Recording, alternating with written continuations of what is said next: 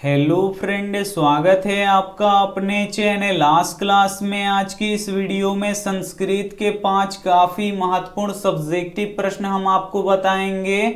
और ये जो 5 सब्जेक्टिव प्रश्न है ये आपके बोर्ड परीक्षा के लिए काफी महत्वपूर्ण है, तो एक भी प्रश्न आप लोग स्किप मत कीजिएगा। वीडियो को प्लीज आप लोग शुरू से लेके अंत तक देखिएगा।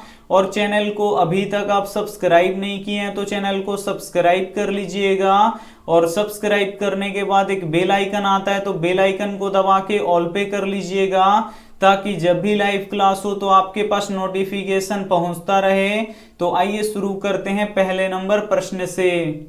तो पहला नंबर प्रश्न है कि मंगलम पाठ के आधार पर आत्मा का स्वरूप बताएं। काफी महत्वपूर्ण प्रश्न है ये आपके बोर्ड परीक्षा के लिए। यहाँ पे आपको मंगलम पाठ के आधार पर आत्मा का स्वरूप बताना है। तो आइए इसका उत्तर देख लेते हैं। मंगलम पाठ कठोपनिषद से लिया गया है। महर्षि वेदव्यास कहते हैं कि प्राणियों की आत्मा हृदय रूपी गुफा में बंद है। जो मंगलम पाठ है वो कहाँ से लिया गया है? तो मंगलम पाठ कठोपनिषद से लिया गया है। और महर्षि वेदव्यास कहते हैं कि जो प्राणियों की आत्मा है ये हृदय रूपी गुफा में बंद है। यह सूक्ष्म से भी सूक्ष्म और महान से भी महान है। इस आत्मा को वश में नहीं किया जा सकता। जो आत्मा प्राणियों की हृदय रूपी गुफा में बंद है वो सूक्ष्म से भी सूक्ष्म है और महान से भी महान है, और उस आत्मा को वश में नहीं किया जा सकता। विद्वान लोग शोक रहित होकर परमात्मा अर्थात ईश्वर का दर्शन करते हैं। तो ये प्रश्न आपको काफी अच्छी तरीके से समझ में आ गया होगा कि मंगलम पाठ के आधार पर आत्मा का स्वरूप बताएं। तो मंगलम जो पाठ है ये कठोपनिषद से लिया गया है। और महर्षि वेदव्यास कहते हैं कि प्राणियों की जो आत्मा है ये हृदय रूपी गुफा में बंद है। यह सूक्ष्म से भी सूक्ष्म और महान से भी महान है, और इस आत्मा को वश में नहीं किया जा सकता। और जो विद्वान लोग होते हैं वो शोक रहित होकर परमात्मा अर्थात ईश्वर का दर्शन करते हैं। तो उम्मीद करते हैं ये प्रश्न आपको काफी अच्छी तरीके से समझ में आ गया होगा और यहाँ पे आपको याद भी हो गया होगा। तो आइए देखते हैं अब यहाँ पे हम दूसरा नंबर प्रश्न। 2 नंबर प्रश्न है कि आलस कथा पाठ में धूर्तों की पहचान कैसे हुई। काफी महत्वपूर्ण प्रश्न है ये आपके बोर्ड परीक्षा के लिए कि आलस कथा पाठ में धूर्तों की पहचान कैसे हुई। तो आइए इसका उत्तर देख लेते हैं। आलसियों का सुख देखकर धूर्त लोग कृत्रिम आलस दिखाकर भोजन ग्रहण करने लगे। जो धूर्त लोग थे ये आलसियों का सुख देखकर जो धूर्त लोग थे वो खुद आलसी बन गए और कृत्रिम आलस यानी बनावटी आलस दिखाकर भोजन ग्रहण करने लगे। लेकिन धूर्त लोगों की पहचान करने के लिए आलसशाला में आग लगा दिया गया। लेकिन जो धूर्त लोग थे उनकी पहचान करने के लिए क्या किया गया कि आलसशाला में आग लगा दिया गया। धूर्त लोग आग देखकर भाग गए और जो सच में आलसी थे वो वहीं सोए रह गए। इस प्रकार धूर्त आलसियों की पहचान किया गया। क्या हुआ कि जो धूर्त लोग थे ये आलसियों का सुख देखकर खुद आलसी बन गए, नकली आलसी बन गए और भोजन ग्रहण करने लगे। लेकिन धूर्त लोगों की पहचान करने के लिए आलसशाला में आग लगा दिया गया, जिससे धूर्त लोग आग देखकर भाग गए। लेकिन जो सच में आलसी थे वो वहीं सोए रह गए। इसी प्रकार धूर्त आलसियों की पहचान किया गया। तो उम्मीद करते हैं ये भी प्रश्न आपको काफी अच्छी तरीके से समझ में आ गया होगा। समझ में आ रहा है तो प्लीज आप लोग वीडियो को लाइक कर दीजिएगा और प्लीज आप लोग वीडियो को एकदम शुरू से लेके अंत तक जरूर देखिएगा। ये देखते हैं अगला प्रश्न यहाँ पे 3 नंबर प्रश्न है कि कणस्यदान वीरता पाठ के लेखक कौन है? कर्ण किनके पुत्र हैं और उन्होंने इंद्र को दान में क्या दिया? काफी महत्वपूर्ण प्रश्न है ये आपके बोर्ड परीक्षा के लिए। कणस्यदान वीरता पाठ के लेखक कौन है ये आपको बताना है।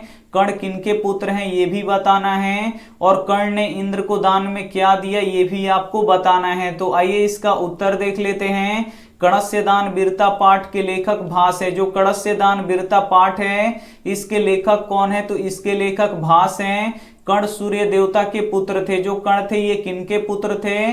तो कर्ण सूर्य देवता के पुत्र थे। कर्ण दुनिया के सबसे बड़े दानी व्यक्ति थे। जो कर्ण थे ये दुनिया के सबसे बड़े दानी व्यक्ति थे। उन्होंने अपना कवच और कुंडल भगवान इंद्र को दान में दे दिए। जो कर्ण के पास जन्म से ही कवच और कुंडल था तो उस कवच और कुंडल को दान में भगवान इंद्र को दे दिए। कर्ण जैसा दानवीर धरती पर पैदा नहीं हुआ। जो कर्ण थे, कर्ण जैसा दानवीर आज तक इस धरती पर पैदा नहीं हुआ।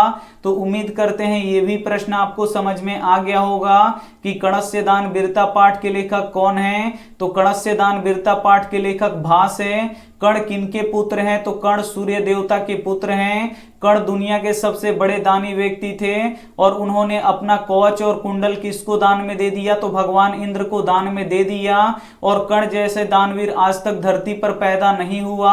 तो उम्मीद करते हैं ये भी प्रश्न आपको काफी अच्छी तरीके से समझ में आ गया होगा।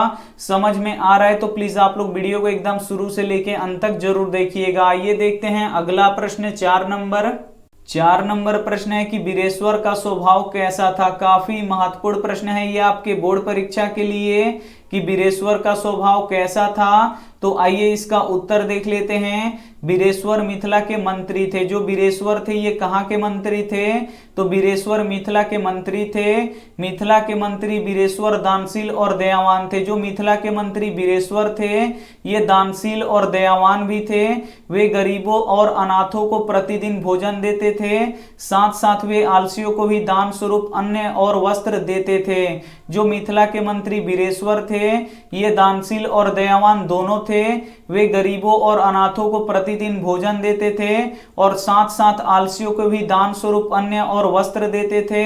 तो उम्मीद करते हैं ये भी प्रश्न आपको काफी अच्छी तरीके से समझ में आ रहा होगा। समझ में आ रहा है तो प्लीज आप लोग वीडियो को एकदम शुरू से लेके अंत तक देखिएगा और वीडियो को लाइक नहीं किए तो प्लीज आप लोग वीडियो को लाइक भी कर दीजिएगा। आइए देखते हैं अगला प्रश्न 5 नंबर प्रश्न है कि आर्य समाज की स्थापना किसने की और कब की? आर्य समाज के बारे में लिखे। काफी महत्वपूर्ण प्रश्न है ये आपके बोर्ड परीक्षा के लिए। यहाँ पे आपको बताना है कि आर्य समाज की स्थापना किसने की और कब की और आर्य समाज के बारे में भी लिखना है। तो आइए इसका उत्तर देख लेते हैं। आर्य समाज की स्थापना स्वामी दयानंद सरस्वती ने 1885 ईस्वी में मुंबई नगर में की है।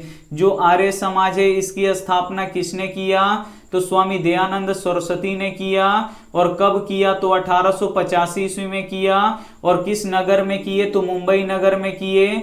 आर्य समाज वैदिक धर्म और सत्य के प्रचार पर बल देता है। जो आर्य समाज है ये वैदिक धर्म और सत्य के प्रचार पर बल देता है। यह संस्था मूर्ति पूजा का विरोधी है। यह मूर्ति पूजा को नहीं मानता है। जो आर्य समाज है ये मूर्ति पूजा के विरोधी हैं। ये मूर्ति पूजा को नहीं मानते हैं। आर्य समाज ने नवीन शिक्षा पद्धति को अपनाया और डीएवी नामक विद्यालय की स्थापना किया। जो आर्य समाज है वो नवीन शिक्षा पद्धति को अपनाया और डीएवी नामक विद्यालय की स्थापना किया।